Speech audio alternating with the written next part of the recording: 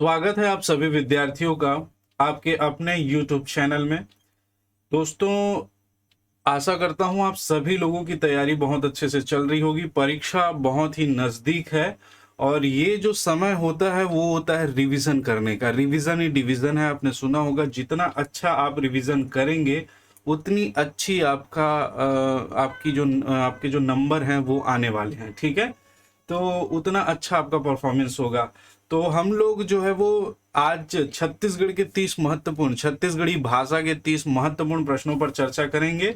और जो क्वेश्चन है दोस्तों वो इसी प्रकार से, इसी के आसपास ही, शब्द सही तो नहीं लेकिन इसी के आसपास आपको प्रश्न देखने को मिलते हैं। तो एक अपनी तैयारी का आकलन जो है वो इससे आपका हो जाएगा। चलिए लगाते हैं क्वेश्चन और आशा करता हूँ सेशन आपको बहुत अच्छे से पसंद आएगा। चलिए पहला प्रश्न है दोस्तों, बारात में कौन सी संज्ञा है?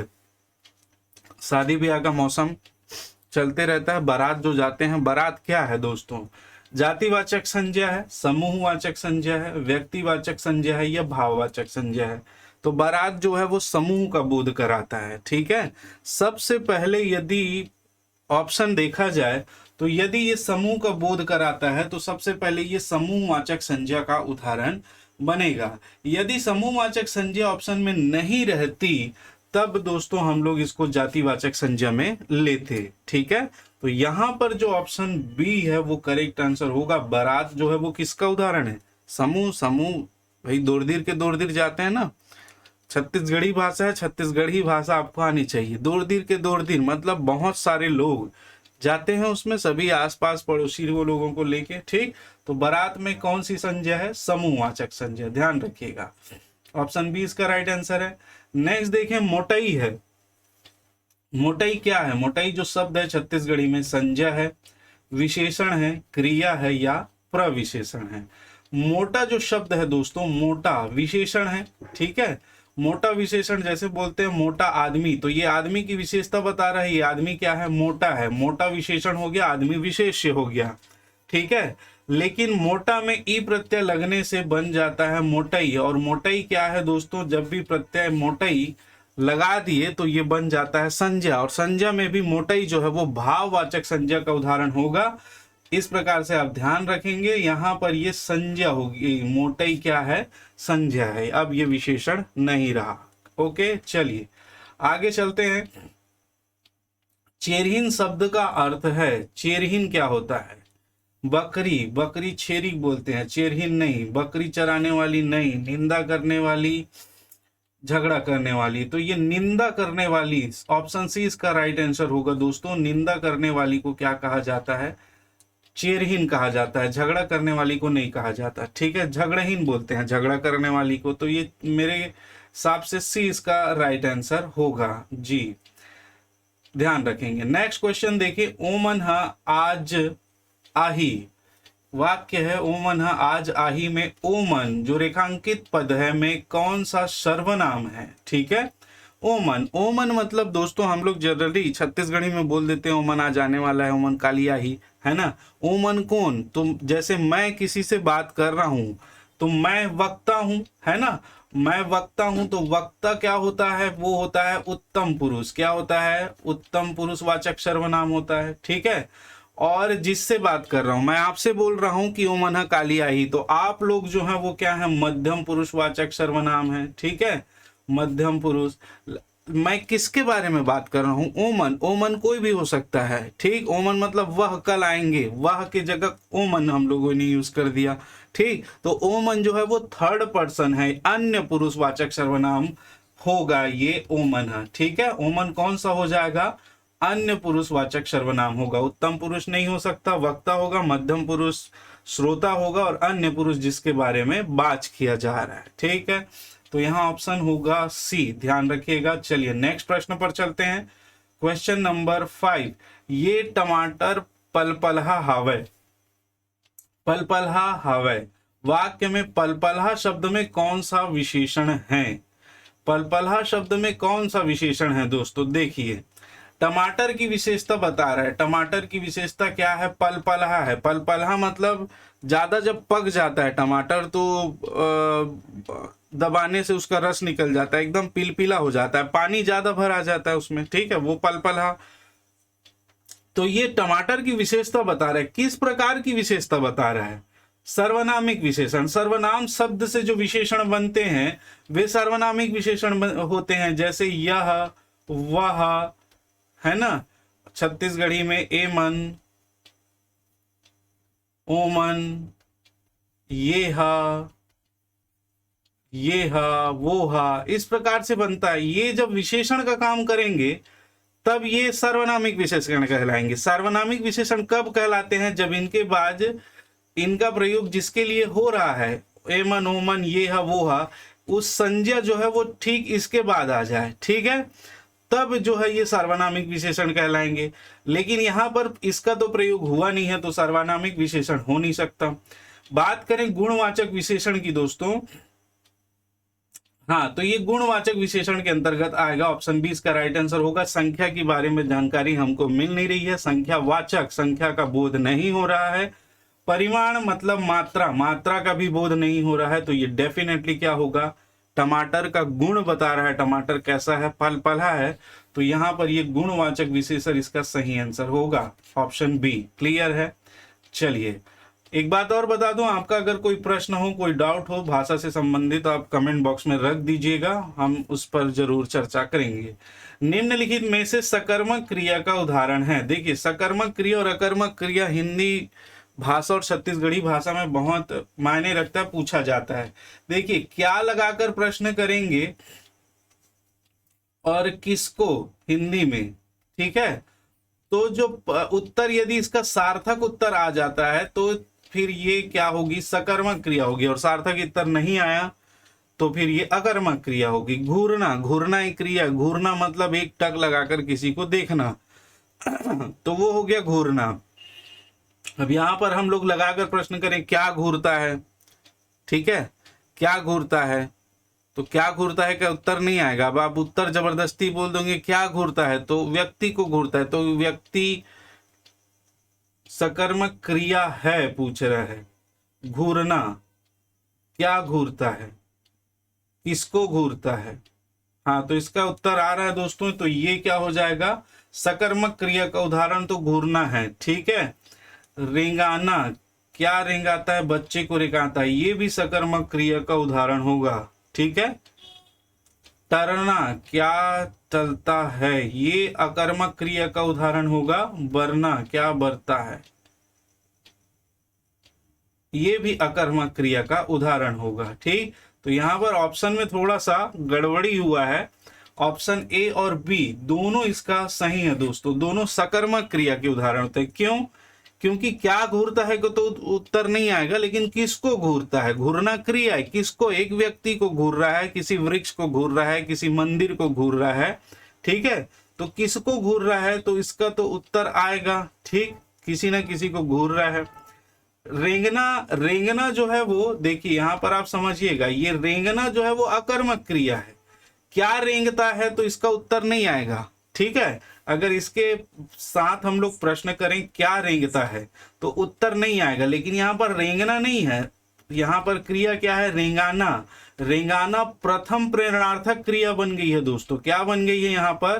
प्रथम प्रेरणार्थक क्रिया बन गई है। और जब भी हम किसी भी अकर्मक क्रिया को प्रेरणार्थक क्रिया के रूप में बदल देते हैं तो वो सकर्मक हो जाती है। तो क्या रेंगाता है, ठीक है, या किसको रेंगाता है, बच्चे को रेंगाता है, किसको रेंगाता है, बकरी को रेंगाता है, किसी भी, तो सार्थक उत्तर आएगा।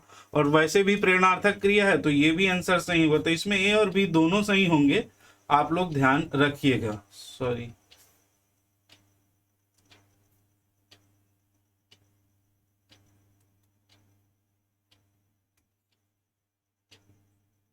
ठीक है, तो इसको ध्यान रखिएगा दोस्तों आप लोग, ए और बी दोनों इसका सही आंसर होगा। चलिए आगे चलते हैं। इसमें आंसर बी दिया हुआ है लेकिन ए भी सही आंसर होगा, ऑप्शन में थोड़ी सी दिक्कत है। चलो नेक्स्ट प्रश्न है क्वेश्चन नंबर 7 में रायपुर जावत हाबों, ठीक है, हाबों कौन सी क्रिया है? देखिए, सहायक क्रिया है, पूर्वकालिक क्रिया है, नाम बोधक क्रिया है, संयुक्त क्रिया। पूर्वकालिक क्रिया क्या होती है? जब कर्ता किसी एक क्रिया को करके पूर्ण करके दूसरी क्रिया में संलग्न हो जाता है। जैसे मोहन पढ़ के सुत गे, मोहन पढ़ के सुत गे। अब यहाँ पर पढ़ के मतलब मोहन पढ़कर सो गया, इसका हिंदी अगर देखें तो पढ़ के, पढ़ना क्रिया है तो वो पढ़ाई का कार्य जो है वो पूरा कर लिया है। तो ये पूर्व काल में जो क्रिया पूर्ण हो चुकी है पढ़ के, ये क्रिया जो होगी वो पूर्वकालिक क्रिया होगी। तो यहाँ पर तो ऐसा कुछ है नहीं। ठीक, दूसरी बात करें नाम बोधक क्रिया। नाम कहते हैं हम लोग संज्ञा से, और संज्ञा से बनने वाली जो क्रियाएं हैं, संज्ञा जैसे हाथ एक संज्ञा है, हाथ संज्ञा है, जातिवाचक संज्ञा है। हाथ से बनता है हथियाना, बात से बनता है बतियाना, क्रियाएं बनती है।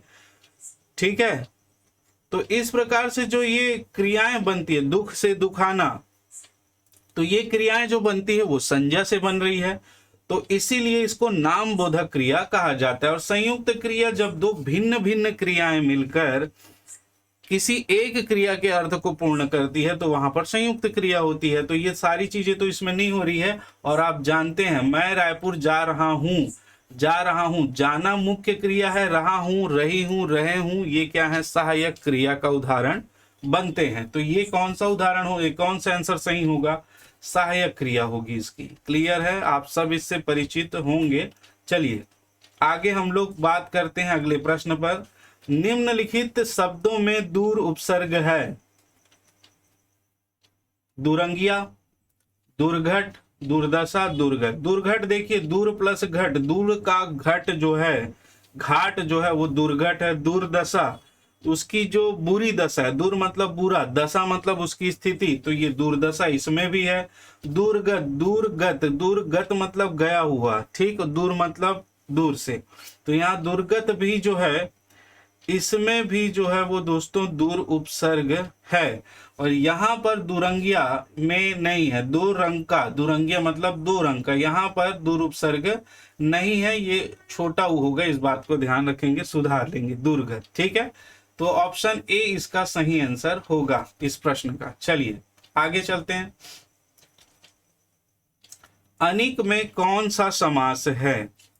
देखिए अगर समास आप लोगों ने अच्छे से पढ़ा होगा, अनिक, आ और नी, निक मतलब छत्तीसगढ़ी में होता है अच्छा भला, आ मतलब नहीं, जो अनिक मतलब जो भला, जिसमें भला ना हो, ठीक है, अनिक होगा।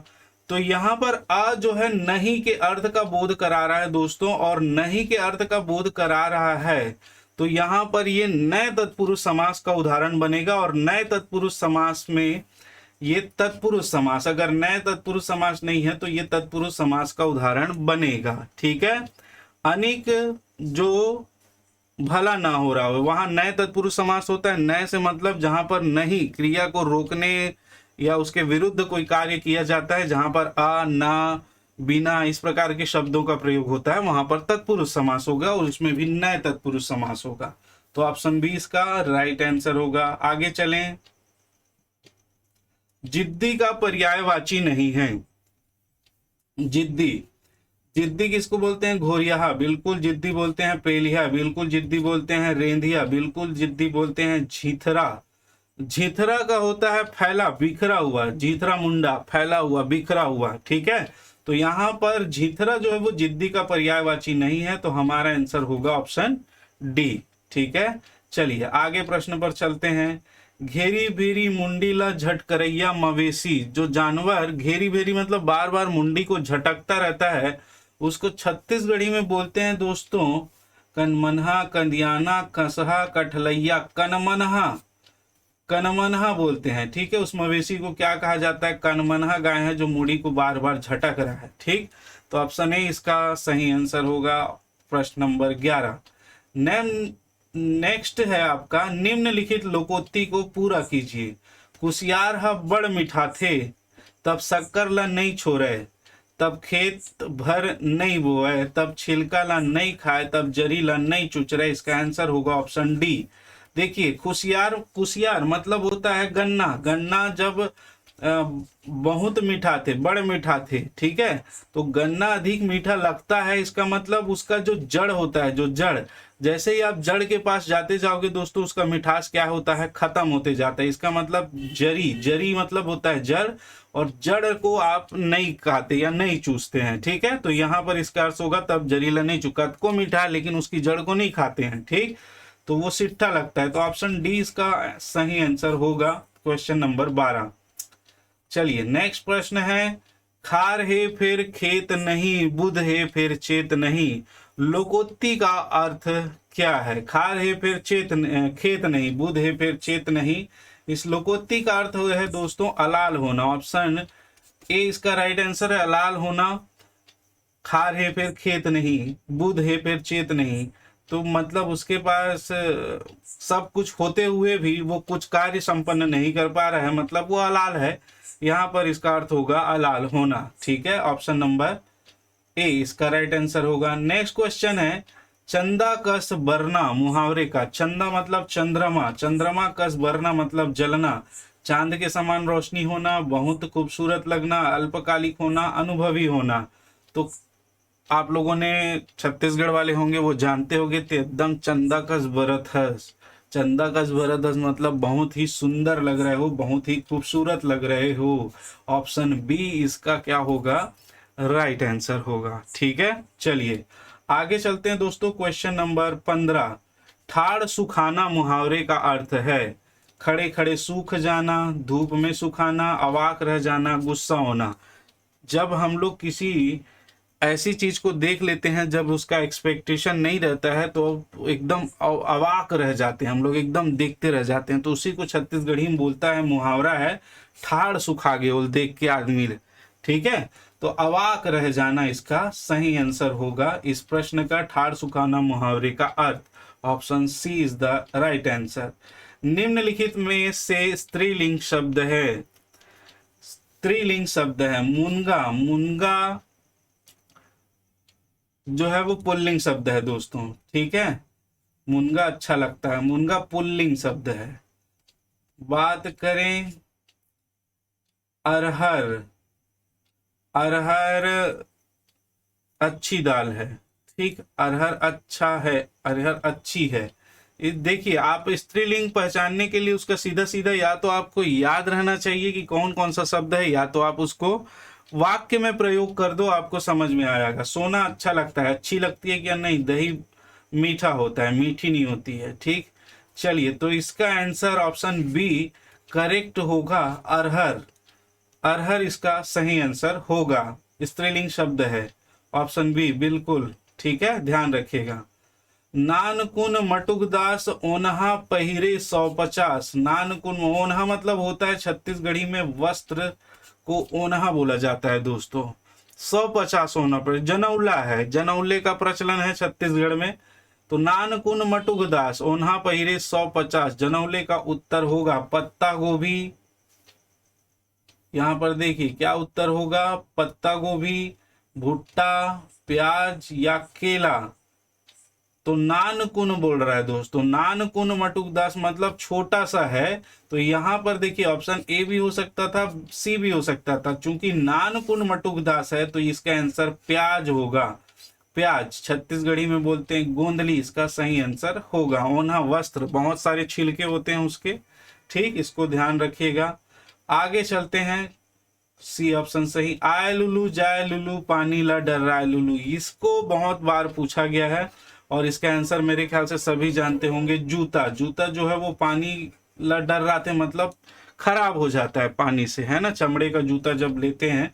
तो इसका आंसर होगा बी, करेक्ट आंसर, ठीक। चलिए नेक्स्ट क्वेश्चन नंबर 19 की बात करें। छत्तीसगढ़ में डेढ़ सास का अर्थ है, छत्तीसगढ़ी में बोला जाता है ना डेढ़ सास, है ना, डेढ़ सारी, डेढ़ सास, ये सब होता है। किसको बोला जाता है?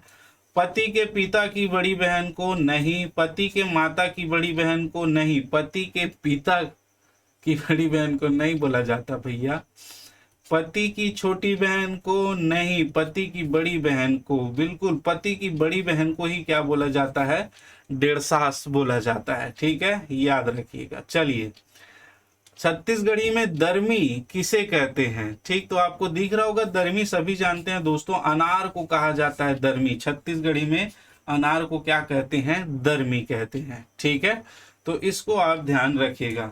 तो याद का 20 क्वेश्चन हम लोगों ने कर लिया है, 10 क्वेश्चन और बचे हैं, उस पर भी हम लोग जल्दी से चर्चा करते हैं। चलिए, क्वेश्चन नंबर 21, छत्तीसगढ़ में कसेली कहते हैं, छत्तीसगढ़ी में कसेली किसको कहते हैं दोस्तों? तो ये ऑप्शन ए इसका सही आंसर होगा, बर्तन को कहा जाता है कसेली। ठीक है, याद रखेंगे। चलिए, असत्य कौन सा समास का उदाहरण है?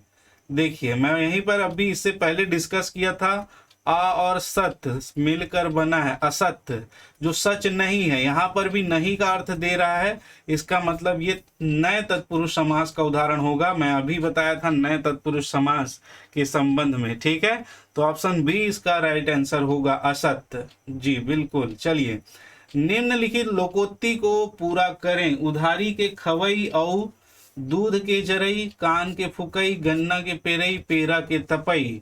तो उधारी के खवई और पेरा के तपई, ठीक है, इसका आंसर होगा ऑप्शन डी। उधारी लेकर खाते हैं दोस्तों, कितने दिन चलता है? ठीक, 2 दिन में खत्म हो जाता है। वैसे ही पेरा, पेरा मतलब धान की बालियां जिसमें लगी होती है, छोटा सा जो पौधा होता है, धान निकालने के बाद जो बचता है उसको पैरा बोला जाता है।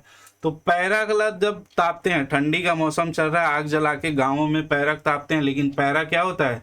तुरंत ही जलकर 5 मिनट भी नहीं, 1 मिनट में जलकर खत्म हो जाता है। ठीक, तो वो तपई मतलब क्षणिक सुख देने वाला चीज होता है। उधारी भी क्षणिक सुख देता है और पेरा का तपना भी, तो इसीलिए कहा गया उधारी के खवई और पेरा के तपई एक के छरे। चलो, ऑप्शन डी इसका सही आंसर है।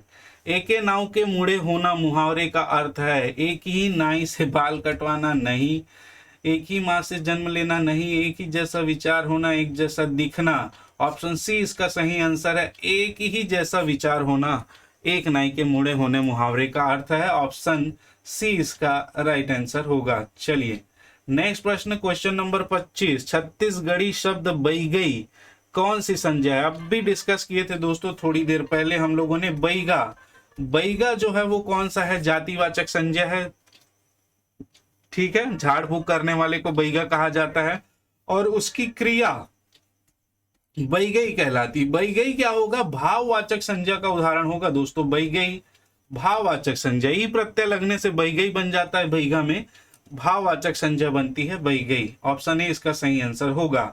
लइका शब्द है, पुल्लिंग है, स्त्रीलिंग है, उभयलिंग है, या इनमें से कोई नहीं? तो लइका हम लोग लड़के के लिए और लड़की दोनों के लिए यूज करते हैं दोस्तों, ये उभयलिंग है। ठीक है, लइका मनावत है मतलब लड़का आ रहा है कि लड़की आ रही है? कंफर्म है क्या? नहीं, लइका मनावत है, चाहे लड़की भी हो सकता है, लड़का, दोनों के लिए ये उभयलिंग है। ऑप्शन सी इसका राइट आंसर है। चलिए, ललाइन में कौन सा प्रत्यय है? लाला लाला की मिसेस की स्त्रीलिंग बनता है ललाइन। ललाइन में आइन प्रत्यय जोड़ा जाता है दोस्तों, आइन प्रत्यय जोड़ने से ये शब्द बनता है ललाइन। ऑप्शन ए इसका सही आंसर होगा, ऑप्शन ए। क्लियर है? चलिए आगे चलते हैं। 3 सिंह के कारी गाय दूध देवता अड़बड़ मिठाई, जनौला है ये। इस जनौला का क्या मीनिंग है? तो 3 सिंह के कारी गाय दूध देवे तो अब्बड़ मीठा है, नारियल है, गाय है, सिंघाड़ा है, अनार है। तो सभी लोग इसका ऑप्शन डिटेक्ट कर सकते हैं, सिंघाड़ा। 3 कांटा रहता है उसका और अंदर का जो दूध रहता है वो बहुत ही मीठा लगता है। ठीक, चलिए आगे चलते हैं दोस्तों। क्वेश्चन नंबर 29 और उसके बाद आज का जो क्वेश्चन आवर समाप्त। छत्तीसगढ़ राजभाषा, छत्तीसगढ़ी है ये, छत्तीसगढ़ी राजभाषा आयोग के प्रथम अध्यक्ष थे। कौन थे दोस्तों? तो ये आप सभी को पता है, छत्तीसगढ़ी राजभाषा आयोग के प्रथम अध्यक्ष थे पंडित श्यामलाल चतुर्वेदी। ऑप्शन सी इसका राइट आंसर है। उसके बाद दानेश्वर शर्मा जी और सुरेंद्र दुबे जी सचिव थे। ठीक, यहाँ पर प्रथम अध्यक्ष की बात कर रहे हैं पंडित श्यामलाल चतुर्वेदी। ऑप्शन सी इसका राइट आंसर होगा। ठीक, चलिए क्वेश्चन नंबर 30 की बात करें। छत्तीसगढ़ी में खेखर्री किस जानवर को कहते हैं? खेखर्री दोस्तों किस जानवर को कहा जाता है ये बताना है। लोमड़ी है, सियार है, बंदर है या खरगोश है, तो खिखर्री कहा जाता है लोमड़ी को। ऑप्शन ए इसका राइट आंसर होगा। ठीक है, तो दोस्तों ये था हमारा छत्तीसगढ़ी भाषा का 30 प्रश्न। आशा है आपको ये पसंद आया होगा। ठीक, इससे और संबंधित जो वीडियो है जो आपकी तैयारी को पुख्ता करेंगी, वैसे और वीडियो बनाएंगे। यदि ये आपको अच्छा लगा हो तो लाइक कर दें, और नए हैं तो चैनल को सब्सक्राइब जरूर कर लीजिएगा। ठीक है, और आपके जितने भी क्वेश्चन है किसी से भी संबंधित, छत्तीसगढ़ी भाषा, हिंदी भाषा, तो कमेंट बॉक्स में रख दीजिएगा, मैं जरूर रिप्लाई करूंगा। ठीक, आज के लिए इतना ही। आप सभी का बहुत बहुत धन्यवाद। आप सभी सफल रहें, अपने लक्ष्य को प्राप्त करें। जय हिंद, जय छत्तीसगढ़।